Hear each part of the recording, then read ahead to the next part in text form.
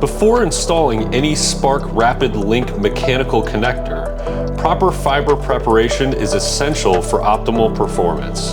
First, place the shell of the connector on the cable.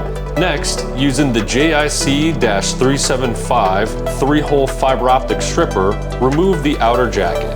Then, remove any strength members using the Jonard Tools JIC-186. Remove the buffer and coating to expose the bare glass. Be sure to follow the stripping length recommended in the connector instructions.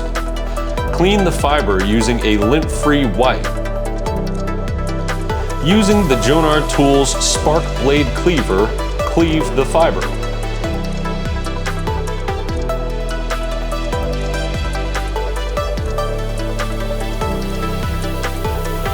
Once the fiber is prepped, you're ready to insert into the Spark Rapid Linc mechanical connector. Slide the switch up using a Jonard Tools SD-41 and tighten the shell onto the connector body. Strip, clean, cleave, and connect. It's that simple with the Spark Rapid Linc.